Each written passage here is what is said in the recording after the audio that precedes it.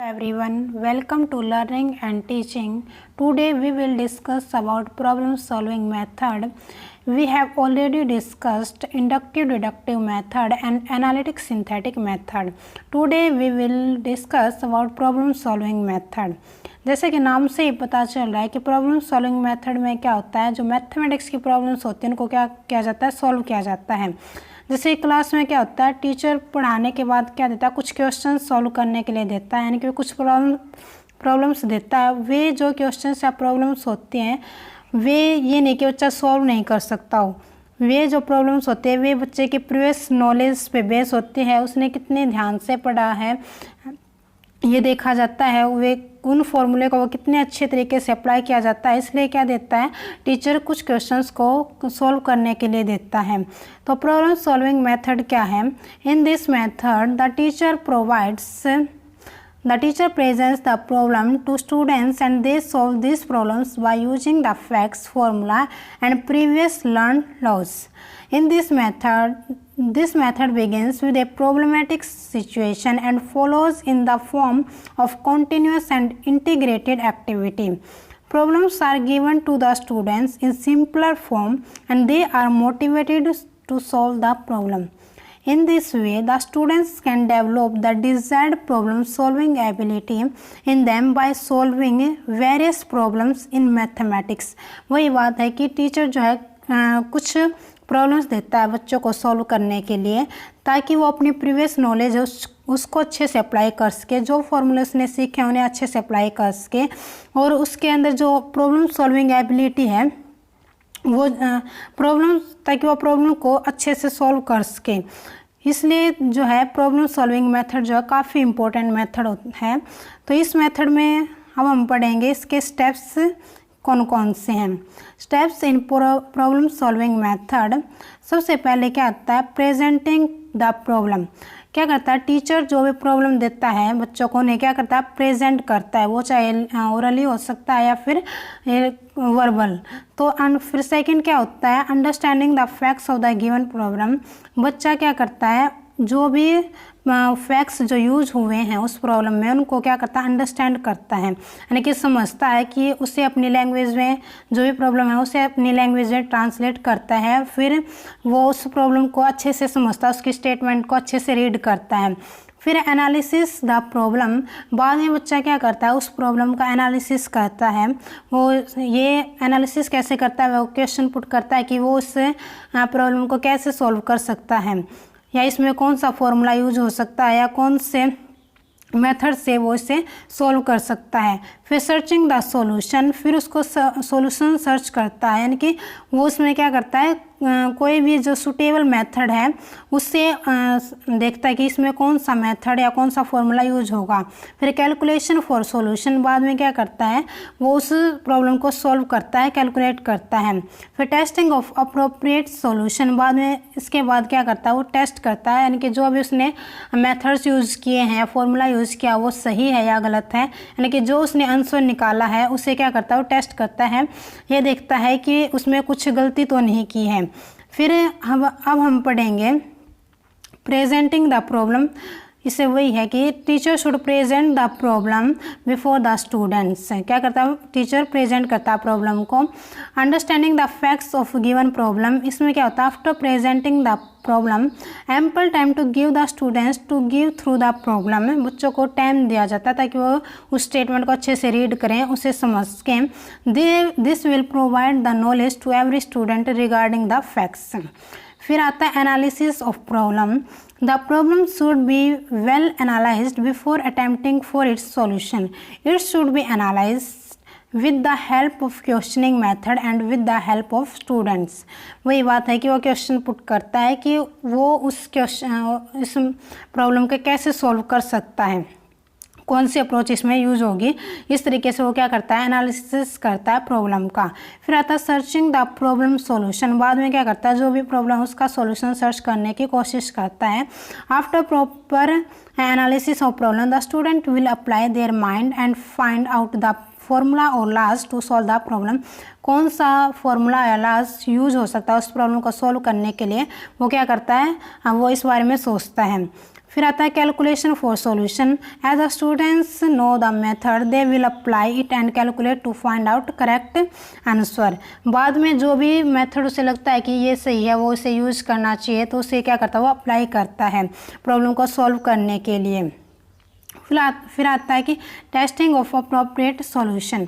After calculation the answer the result should be checked to correct the mistake of calculation. If any checking of result will provide correct answer। अगर उसने कोई भी mistake की है या फिर कोई फॉर्मूला गलत यूज किया है तो उसे क्या करता है, वो चेक करता है, जिससे कि वो क्या कर सकता है, अपने आंसर को करेक्ट कर सकता है।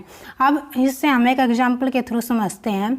जैसे कि मान लो हमने एक एग्जाम्पल लिया है, टीचर ने एक प्रेजेंट की एक प्रॉब्लम, वो क्या है, define union of two sets if a is equals to एक सेट लिया है जिसमें एलिमेंट्स क्या हैं 2, 3 और 5। दूसरा सेट है बी जिसमें एलिमेंट्स क्या हैं 3, 5 एंड 6। और तीसरा सेट लिया है सी जिसमें एलिमेंट क्या हैं 4, 6, 8 एंड 9। तो प्रूव करना है कि A union B union C, A union B and इस यूनियन विद सी। तो इसे क्या करना है, प्रूव करना है।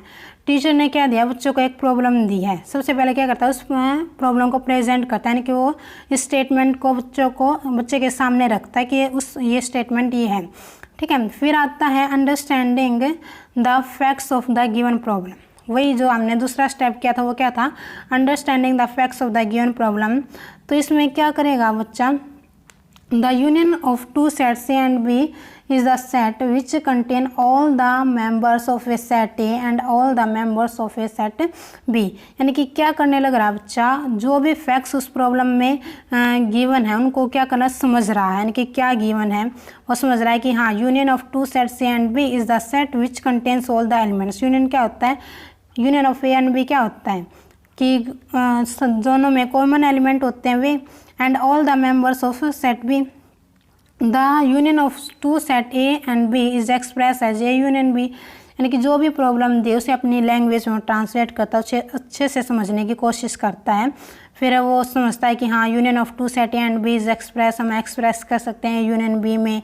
फिर आता the common elements are taken only once in the union of two sets, वही बात है, ठीक है। फिर एनालिसिस करता है प्रॉब्लम का। फिर क्या करता है, after understanding the problem in his own words, यानी खुद समझ के अपनी लैंग्वेज में, the child will analyse the given problem that how the problem can be solved. फिर एनालिसिस करता है प्रॉब्लम को कि इस प्रॉब्लम को वह कैसे सॉल्व कर सकता है। फिर आता है searching the problem solution. After analysis the problem he will be able to make hypothesis that first of all he should calculate the union of sets B and C, that is B union C, then the union of set A and B union C. यानी कि जो भी problem है उसका solution वो search करता है। कैसे समझता है उसे वो कि हाँ पहले उसे क्या निकालना पड़ेगा, बी यूनियन सी निकालना पड़ेगा, बाद में इसकी यूनियन किसके साथ करनी पड़ेगी, ए के साथ इसकी यूनियन करनी पड़ेगी, तब हम निकाल सकते हैं A union B union C. फिर आता है calculation for solution. Thus on the basis of given data the child will able to solve the problem. He calculate the value A union B, A की union किसके साथ, B union की सी के साथ, और ए यूनियन बी की union किसके साथ, सी के साथ। यानी कि इसमें क्या करता है, उस सॉल्यूशन को कैलकुलेट करता है। फिर आता है testing of appropriate solution. After testing, test क्यों करता है, after testing and verifying his hypothesis the child will be able to conclude that A union B union C is equals to A union B union C. बाद में उसने test किया कि बाद में वो देखता है कि उसने जो भी कैलकुलेशन की है वो सही है या नहीं है। फिर बाद में जो उसे प्रूव करने के लिए दिया गया था वो उसे प्रूव करता है कि उसके पास क्या आता है, union B union C is equals to A union B union C. फिर आता है thus the child generalises the results and apply his knowledge in new situations, ठीक है। फिर है इसके मेरिट्स भी और डिमेरिट्स भी हैं। इस मेथड की मेरिट्स क्या हैं, क्या फ़ायदे हैं, इसमें क्या गुण हैं, वो क्या हैं। This method is psychological and scientific in nature. क्या एक साइकोलॉजिकल मेथड है, इसमें क्या होता है दिमाग का यूज होता है उस प्रॉब्लम को सॉल्व करने के लिए। It helps in developing good study habits and reasoning power.